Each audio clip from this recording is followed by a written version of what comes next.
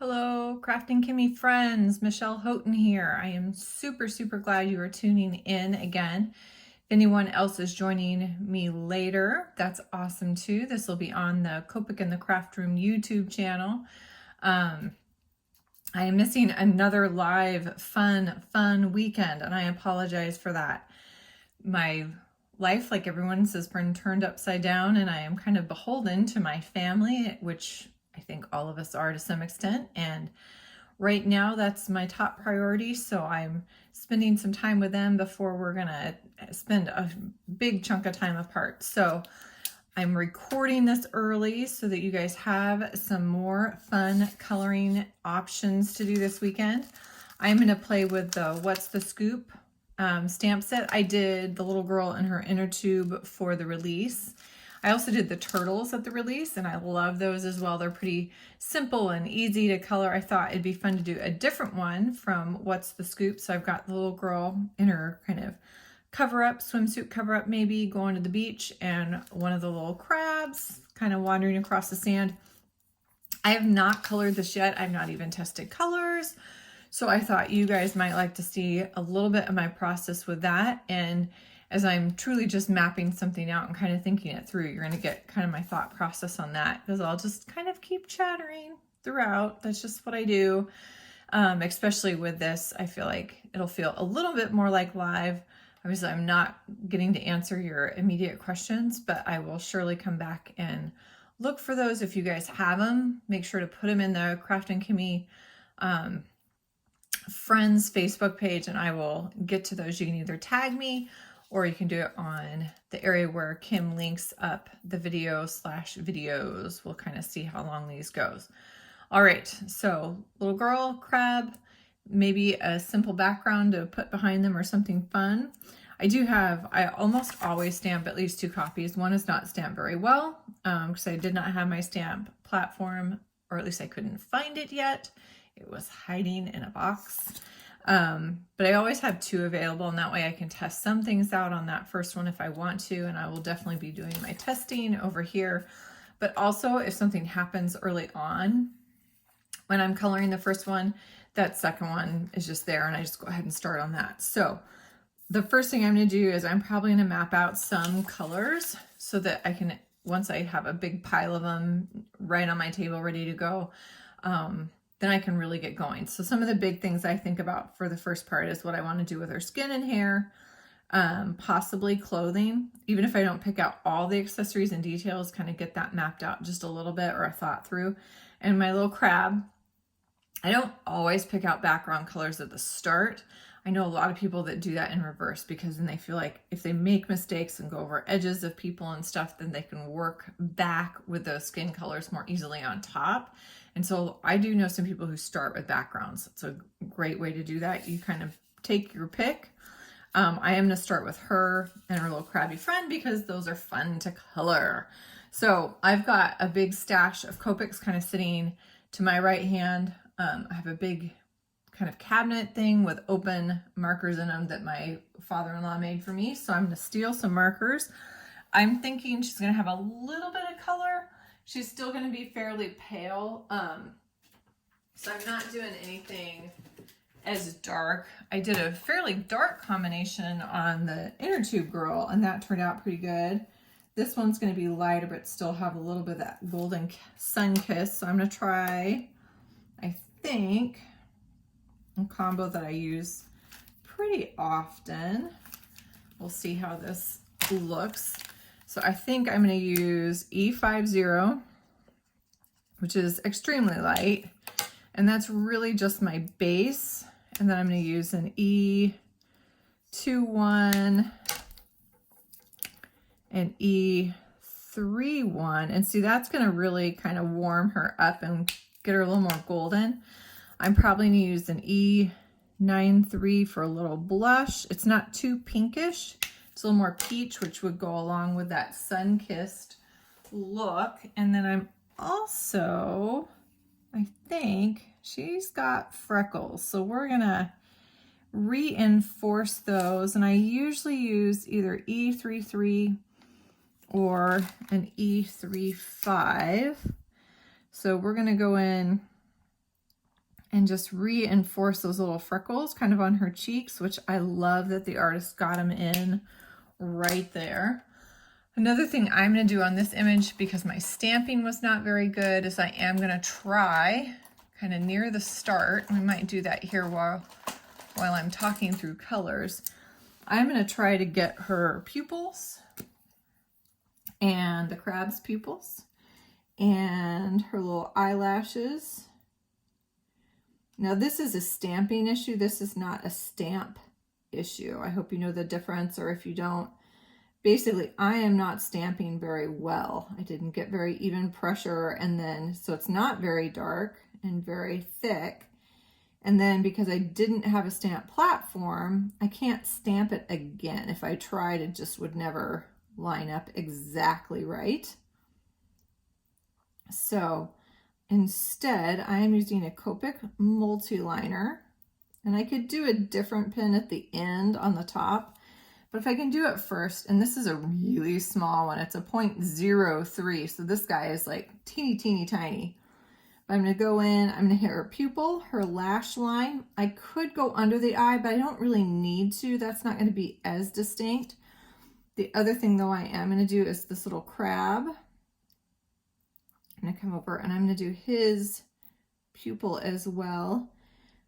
If you have multi-liners, these guys need to be used pretty much straight up and down vertical position, and it doesn't take very much pressure. It's not a pressure like a paint pen. It's actually a really light touch because that little tiny felt nib can break fairly easily as you pull it across the page. So just be really cautious, especially with a tiny one like that. So the one thing about using a Copic multi-liner is you do need to let that sit and dry. If I went right now in with my lightest skin color, I could make that smear, and that's not a good way to start. So timing wise, we're in a good place because now we can talk a little bit more about some of those color choices, and then it'll be ready to go. I think for hair, I'm actually going to keep her lighter. I don't do blondes very often, but they're actually extremely easy to do. And sorry if I'm getting quieter as I lean away and grab markers. A really easy color combination is a series of yellows. I've got a Y00, Y21, and Y28. I can make this as light or as dark as I want. If I fade it into white and have really white, light, bright highlights, she's going to look like she's almost a bleach blonde, but what I think of it is more like a towhead, where the little guys, younger kids, have really, really light blonde hair. The Y28, when I use it on that color combo, I use very, very sparingly. The other thing you can do is, instead of using that Y28, you can come back in with an earth tone instead. And this is an E33, and it just changes the feel of that. Instead, it kind of warms it up, where that Y28 is pretty brassy. The E33 or even the E35 again gives it a little bit of a warmer. And if you fill it in more and don't leave as much white, it ends up looking a little more kind of, I want to say dirty dishwater. We used to call it that, but I'm not sure why. It's not a very positive connotation. So I think I'm going to go with the earth tone this time. Kind of sandy blonde versus bleach blonde. A little more natural, but a little bit warmer tones. So I've got some hair and I've got some skin. And this is what I usually do. Obviously, I have some color combos in my head that I already know, but if one doesn't work, I just keep playing and make these big strips and stripes all over my paper. I'm thinking about putting some blue, not only sky, but maybe water in the background. So I don't know that I want to get her dress blue. So I'm thinking I could do a warm yellow, or I could even do an orange. And with the blonde and skin tone, that might be fun and a little different. Well, and the crab is going to be kind of a red-orange. So maybe, let's see. let's see, what can we do for our crabby friend? I want to keep them red, but I want to keep them, I know, red. They don't really look like that unless you cook them. He's been out in the sun too long, maybe. This is an R02. The interesting part about the R0s is they have a very orange feel to them, which might work in our favor this time. They don't look like a true red. So I've got an R020508, but then I want to push it. I always feel like reds do a little bit better when they get pushed with a cooler tone or one that has a little bit of blue in it. And so I'm going to go with an R39, and actually I'm liking that color combination. If I want to warm it up, I could try something a little bit warmer at the other end. I'm trying to think. Probably a YR. Feel like it's gonna be, yeah, it's gonna go too orange.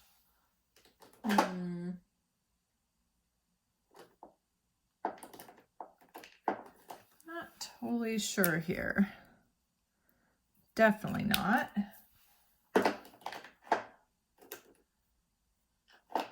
But this is what I do. I sit and fiddle. That's gonna be too close. Well, I'll stick with that. Something in between.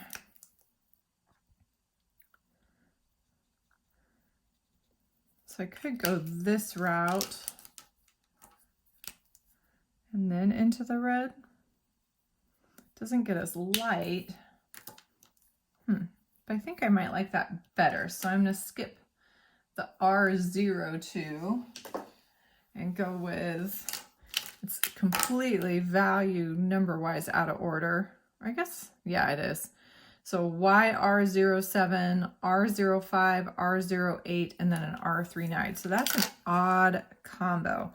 But maybe we can tie her in if we use that YR08. What if we did, or 07, what if we did something like this for her, kept her really warm.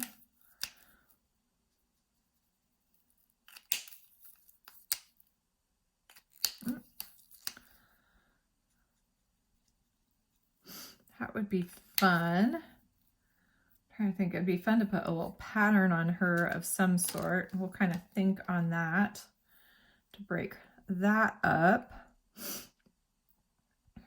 And then we'll use kind of combos on some of the accessories that go along with it. But that's some of the bigger areas. Her bag would be fun, like in a bright blue. Even if we did the sky and ocean kind of behind it, it'd be fun to do like something really bright. Like, yeah.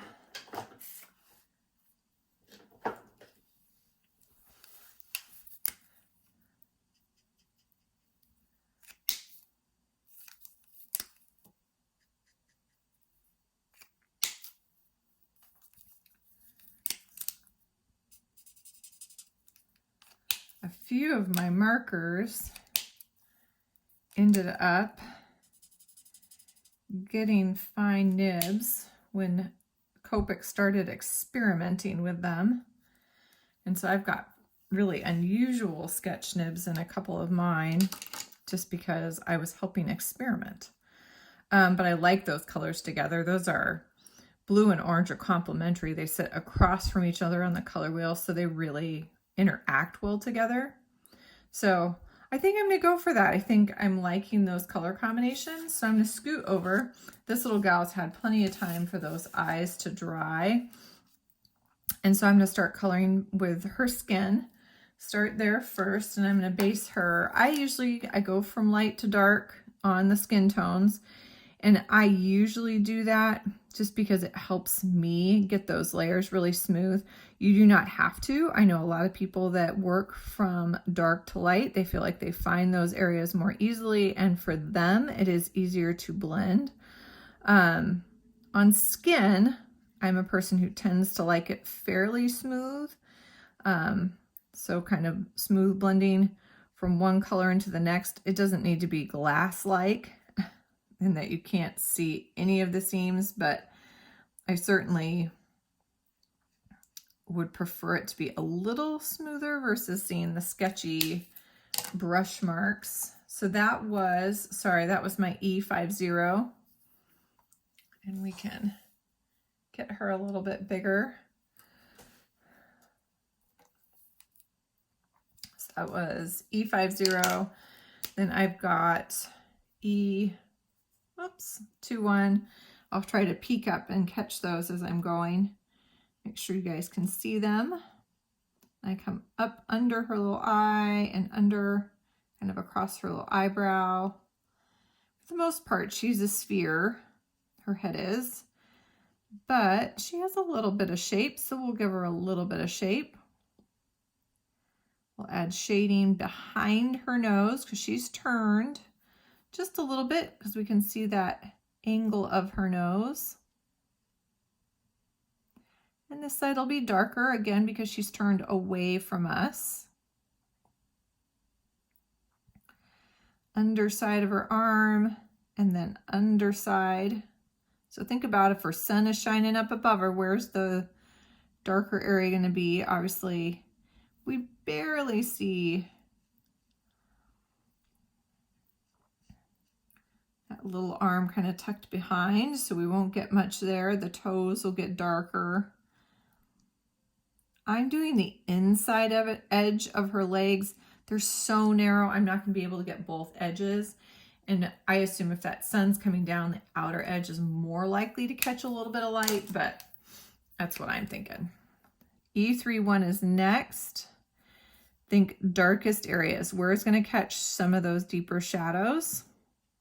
Corners of the eye, right down the edge of the cheek, right up under the hairline, right in the corner of the nose, again, kind of edge of the cheek.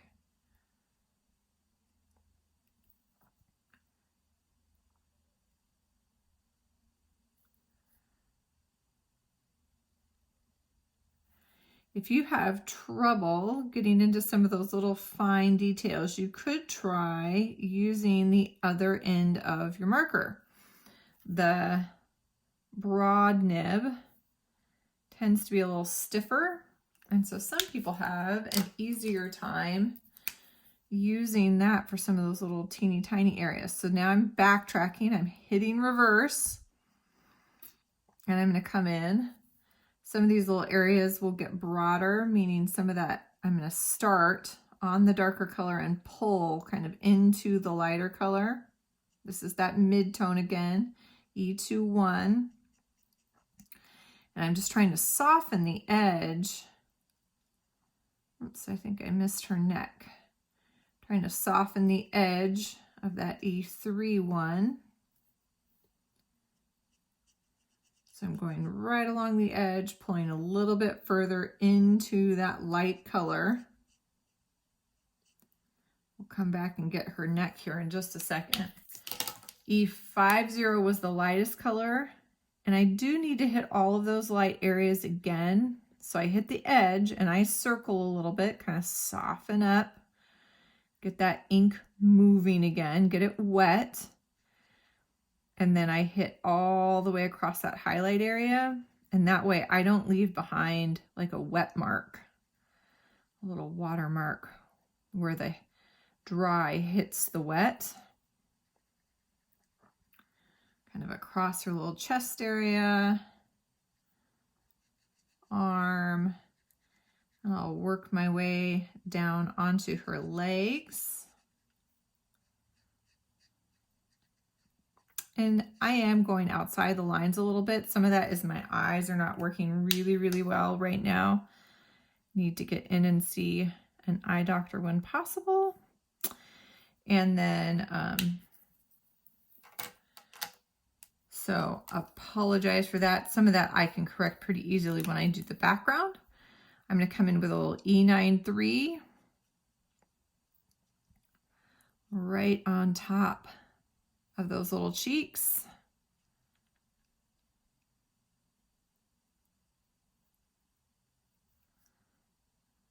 If you wanted to, you could add a little bit because she caught a little sun.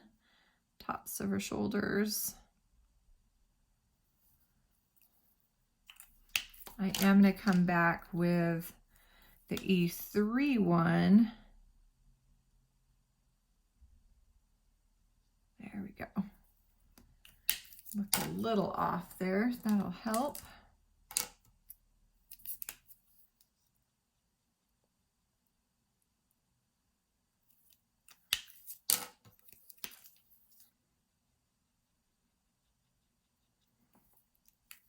All right.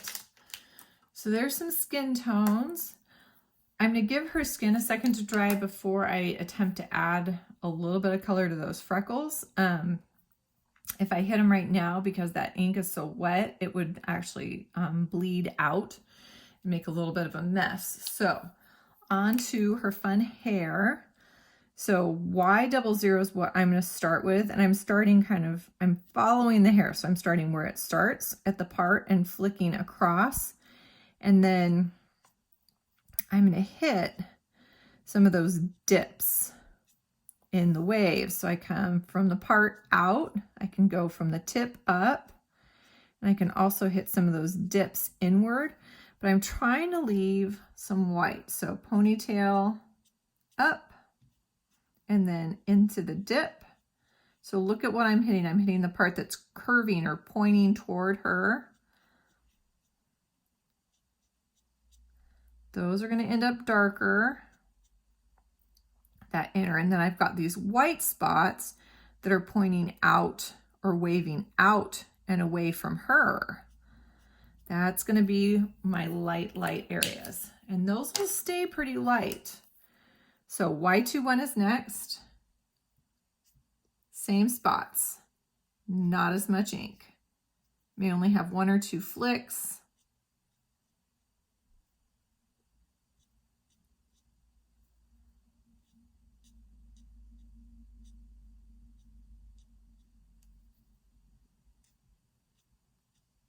Remember, especially with hair, you can turn the image. You do not have to leave her sitting straight up. Put her on her head. Turn her upside down, sideways, whichever works for you. Our hands usually only work really well in one direction. I've practiced once or twice filming with everything right side up, so I've had some pretty decent practice at doing this. But there's days where my hand doesn't want to work every which way either. So make sure you keep spinning that image as you need to. The E33, remember, is truly just coming in to add a little bit of warmth, a little bit of more realistic color. So I'm really carefully picking where that color is going to go. It's going to go in close to her face. Look how that really frames that out. It may not come into those curves, but it is going to come in where it comes out from her head. It could be in the base of the ponytail, but just like a few little flicks. All right.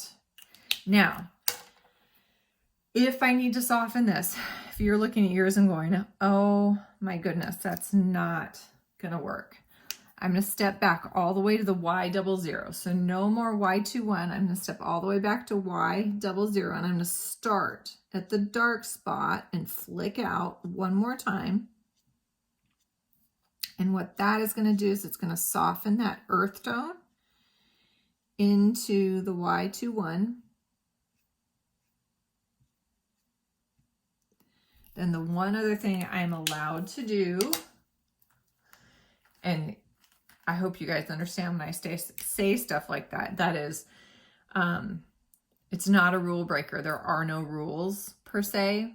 This is how I do it to keep some of that texture showing. I'm going to come back with my colorless blender and I'm going to brush 2 or 3 times from that white area into the color, and it's going to soften those edges again. And once I've done that once, I can decide, do I need a little more color? These are pretty big highlights, so I might need to come in and pull those across a little further.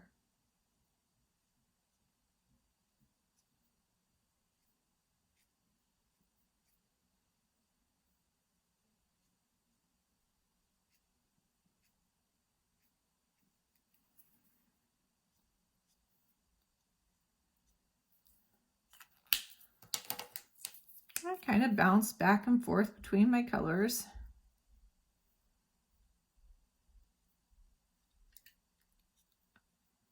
All right.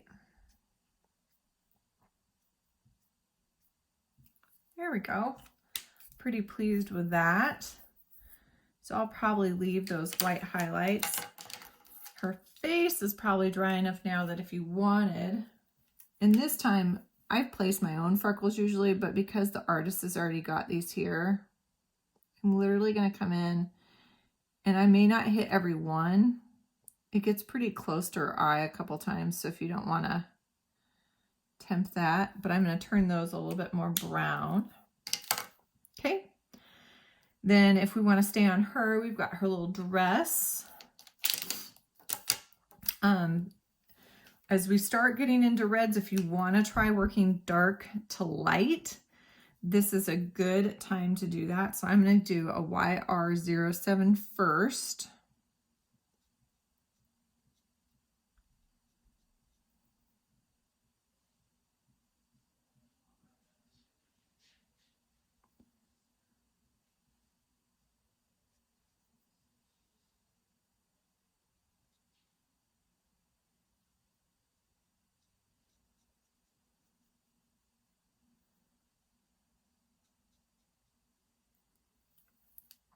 And YR04, and I start on the 07 and pull into the white area. So I'm blending it as I go. That is one of the huge benefits of going dark to light, is that your blending happens as you color. And then the last one,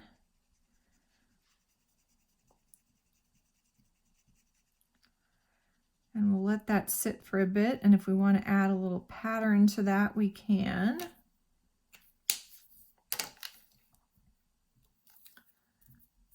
Let's see, her little purse, B29.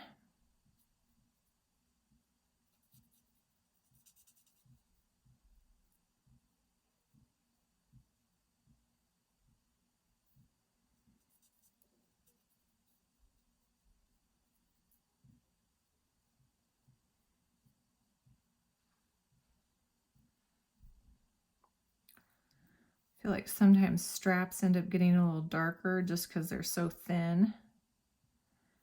So we'll do that. And then I think I'm going to jump to my lightest color because it may be,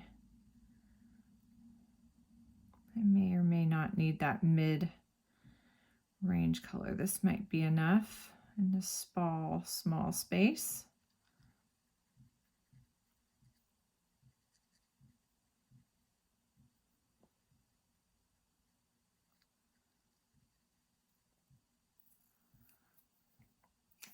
Soft bag.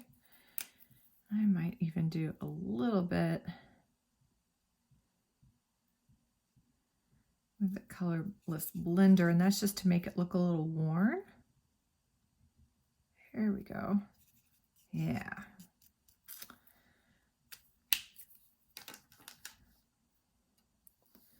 Then our little crabby friend. Let's see, what did we decide? think we decided the YR07. So let's do this. We'll go in reverse on him as well. So R59.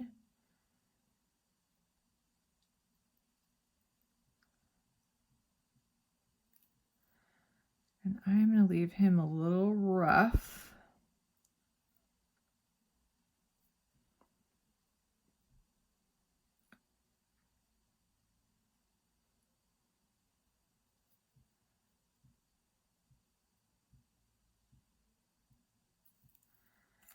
And then R08.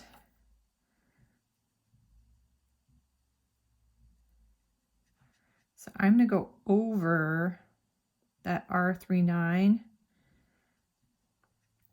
It's going to warm it up a little bit.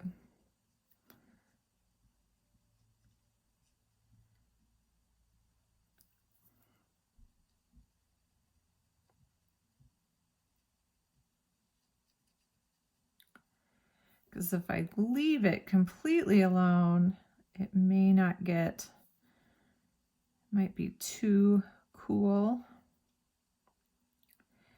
And then again, I think I'm going to skip and I'm going to jump all the way down to that YR07.